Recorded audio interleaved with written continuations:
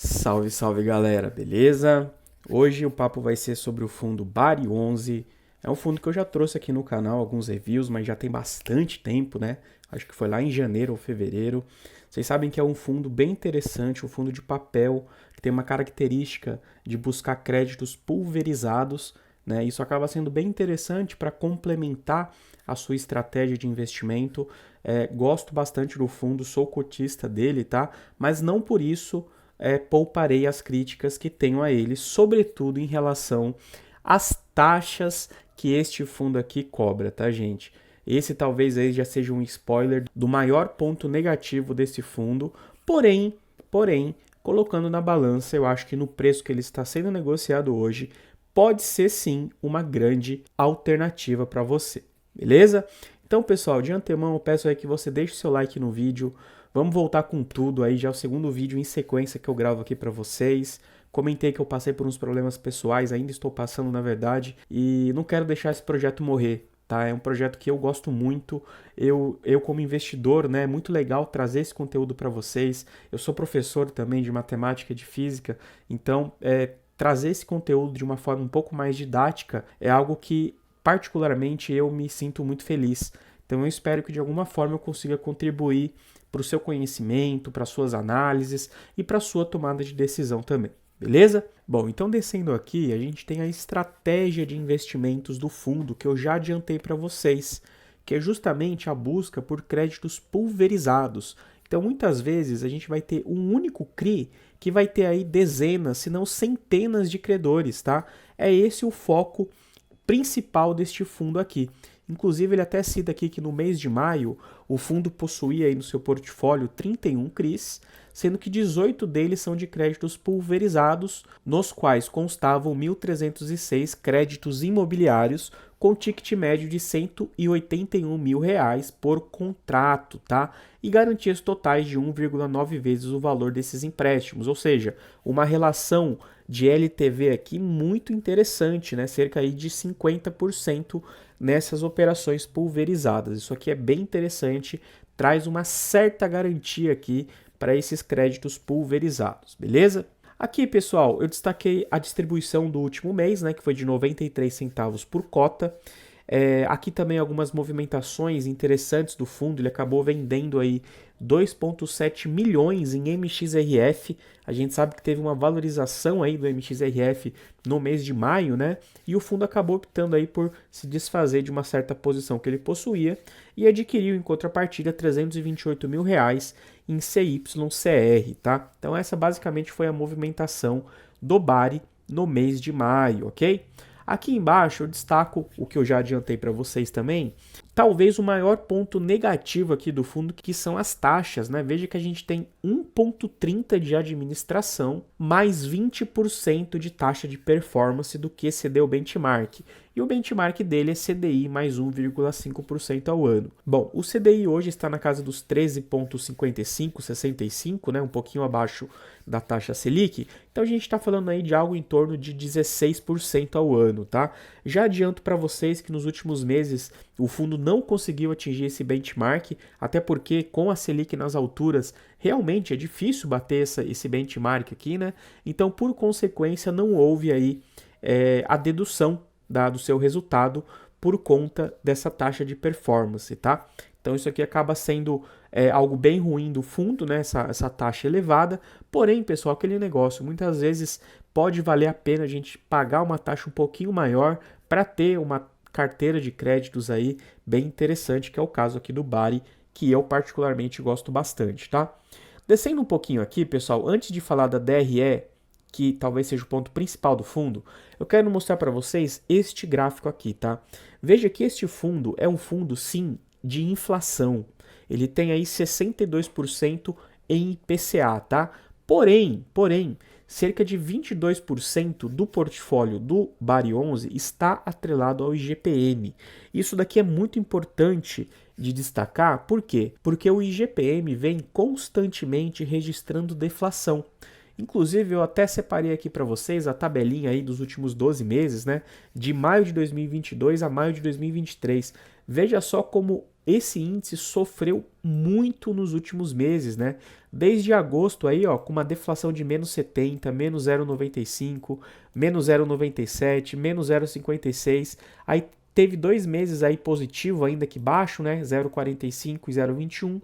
Depois negativo 0,06, positivo 0,05. E pessoal, olha só que loucura. Negativo em abril 0,95 e negativo em maio 1,84, tá? Então isso daqui é algo que impacta diretamente as receitas do Bari 11, claro, numa proporção menor do que no caso do IPCA, né? A gente está falando de cerca de 22%, mas isso acaba sim interferindo aí no resultado do fundo, tá? E em cima disso, o que eu queria conversar com vocês, né? Existe aí uma grande tendência de redução da taxa Selic aí nos próximos meses, como já adiantei para vocês no último vídeo aí do HCTR. E com a redução da taxa Selic, ainda que seja de forma escalonada, né, talvez aí só em 2024 a gente chegue aí abaixo dos 2 dígitos, a tendência é que o mercado imobiliário ele se aqueça, né, porque aí acaba sendo mais facilitado o crédito, tanto para empréstimos quanto para financiamento. E quando há, pessoal, uma movimentação maior dentro do mercado imobiliário, e quando eu digo mercado imobiliário, eu digo realmente as negociações de compra e venda de casas, de apartamentos, de loteamentos, de multipropriedades, etc., isso acaba gerando uma inflação. Então a tendência com a redução aí da taxa Selic é que o IGPM volte a registrar valores positivos aí, talvez algo próximo aqui entre maio e junho de 2022. Né? Isso vai acabar acarretando em receitas maiores para o fundo Bari 11, tá, pessoal? Importante que vocês entendam isso. Outra informação importante é que o IGPM ele também tem um peso, cerca de 60% aí, né, do IPA, que é justamente registrar a variação aí na questão agropecuária, né, e de commodities. Então existe sim um peso aí bem grande, cerca de 60% no cálculo do IGPM, que depende aí dessas variações agropecuárias e de commodities, tá? Então não apenas por conta da redução da Selic e do aquecimento do mercado imobiliário que esse índice vai subir, né? Existem outras variáveis aí, por isso é importante eu deixar isso claro para vocês. Continuando aqui nesse gráfico, antes da gente caminhar para o final do vídeo, que é justamente a análise da saúde financeira do Bari 11, a gente percebe que ele tem aí um ticket médio de 7,61% em IPCA, isso com a marcação a mercado, tá? E de IGPM mais 11,20%, um cupom bem alto, inclusive, aqui no caso do IGPM, beleza? Bom, agora subindo aqui para a BRF, pessoal, e aqui vem a parte mais importante, eu vou até reduzir um pouquinho aqui o zoom para que a gente consiga visualizar tudo, tá? Primeiro, aqui ele trata em cima, né, como demonstrativo de resultado, e geralmente o demonstrativo de resultado ele se refere aos resultados contábeis. Porém, o fundo ele deixa claro aqui que esse demonstrativo ele segue o resultado caixa do fundo, tá? O resultado caixa. E como eu já adiantei para vocês em outros vídeos, é com base no resultado caixa, no regime de caixa que o fundo vai distribuir os seus rendimentos, tá? Então essa análise aqui acaba sendo extremamente proveitosa, beleza? Bom, então o que a gente tem para analisar aqui, né, pessoal? Tem bastante número aqui, bastante coisa interessante, tá? Primeiro a gente olha aqui para o mês de maio, né? A gente percebe que os rendimentos imobiliários, eles ficaram muito próximos aí do que foi registrado no mês anterior, tá? Na casa aí dos 4.700.000, 4.800.000.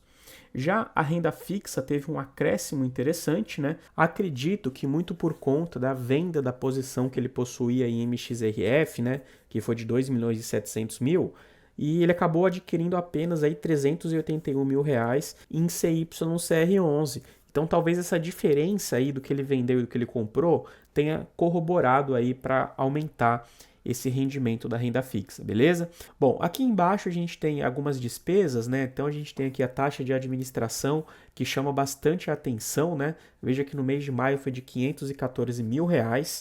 Se a gente for olhar aqui embaixo por cota, tá? Isso aqui correspondeu a 11 centavos. Então, 11 centavos do que poderia ter sido distribuído aos cotistas ficou retido aí como taxa de administração, tá? Tudo bem, é claro que a administração do fundo, né, a gestora do fundo tem os seus custos, tem as suas despesas, coisa e tal, mas volto a dizer que essa taxa é sim exagerada, tá? É sim exagerada. Já a taxa de performance, a gente percebe que não houve nem mesmo o provisionamento, né? Esse fundo aqui costuma provisionar semestralmente o valor da taxa de performance, mas por conta dele não conseguir bater aí aquele benchmark de CDI mais 1,5%, acabou que não teve impacto. Então, aí desde julho de 2022, a única despesa realmente do fundo aqui foi basicamente a sua taxa de administração, beleza? E aí, pessoal, a gente chega aqui talvez na parte mais importante do vídeo, que é quando a gente consegue analisar o resultado caixa do fundo, ou seja, aquele dinheiro que de fato entrou na conta após deduzir todas as despesas do fundo e qual foi o valor que de fato ele distribuiu. Porque isso é muito importante de entender, porque é com base nisso que a gente consegue visualizar se o fundo está saudável do ponto de vista financeiro, ou seja, se ele está distribuindo um valor próximo do que de fato ele vem arrecadando. Então, se a gente for olhar aqui em cima, ó, veja só, sempre que esse valor aqui for abaixo de 100%, tá, nessa porcentagem distribuído, significa que o fundo fez uma reserva. No caso aqui, no mês de junho de 2022, ele teve um resultado de 7.300.000 e distribuiu 6.900, ou seja, ele distribuiu aí 95% do resultado. Conseguiu fazer com isso uma reserva de R$361 mil. Agora vejam nos meses subsequentes, né? Aqui no mês de julho de 2022, ele teve que utilizar R$530 mil de reserva. No mês de agosto, ele fez mais uma reserva interessante de R$762 mil. Porém, daqui em diante, pessoal, de setembro em diante, ele utilizou reserva em basicamente todos os meses até março, tá? Então, veja só. Setembro de 2022, ele distribuiu 114% do resultado, depois 117, 107, 117, 128, né? O mês de janeiro de 23 aqui chama bastante atenção. Ele utilizou aí quase R$1 milhão em reservas para poder manter o patamar de distribuição, tá? Isso aqui chama bastante atenção mesmo. Em fevereiro caiu aí para 114%, ou seja, utilizando a sua reserva ainda, 116% em março e agora em abril e maio ele conseguiu distribuir um valor abaixo do resultado que ele teve, tá? Então a gente percebe que no saldo final, né, aqui no mês de maio, ele possui ainda em reservas aí para utilizar R$667 mil. Se a gente for considerar esse valor aqui por cota, estamos falando em 14 centavos, tá? Então 14 centavos aí por cota que ele ainda possui para ser distribuído. Lembrando que ele chegou a ter 85 centavos por cota lá no mês de setembro de 2022, mas ele acabou utilizando aí essas reservas, né, por conta dos resultados ruins do segundo semestre de 2022, tá? Então, pessoal, o que a gente consegue entender aqui do fundo, tá? Trazendo uma conclusão aqui para o vídeo. A gente vê que esses 90 centavos que o fundo vem distribuindo desde o mês de novembro de 2022, tá? Ele manteve 90 centavos de novembro a abril. E agora em maio que ele pagou 93 centavos, tá?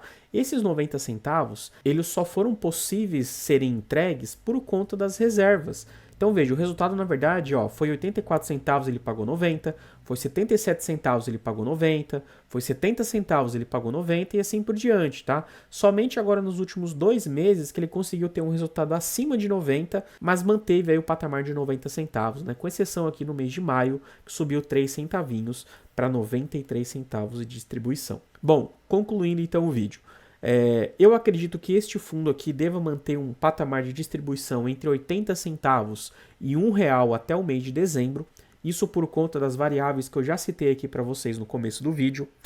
Pode ser, tá? Pode ser que o próximo rendimento dele venha um pouco abaixo dos 90 centavos por conta da variação negativa aí de 1,30 do IGPM no mês de maio, né? Eu não sei exatamente quanto do mês de maio ele utiliza para o resultado do mês de junho, né?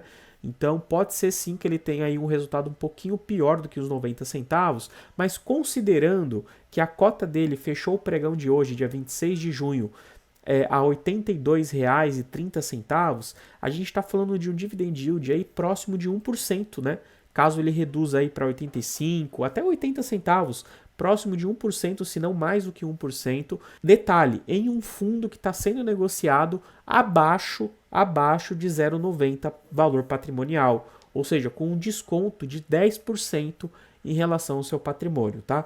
Então, considerando toda essa contextualização que eu acabei de trazer para vocês, considerando o valor que ele está sendo negociado hoje, considerando a perspectiva futura de um incremento de receita, o que vai incrementar também os resultados a serem distribuídos com a subida do IGPM após a redução da Selic, talvez aí no último bimestre de 2023, primeiro bimestre de 2024, eu entendo que este fundo aqui está bem interessante e tenho boas perspectivas para ele para o longo prazo, beleza? Lembrando que estas análises que eu trago aqui são sempre focadas no investidor que foca no longo prazo, tá?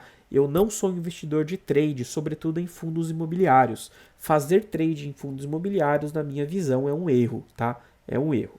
Pessoal, espero que vocês tenham gostado do vídeo. Comenta aí embaixo se você tem Bari na sua carteira e qual o peso que ele tem no seu portfólio total, beleza? Valeu, gente!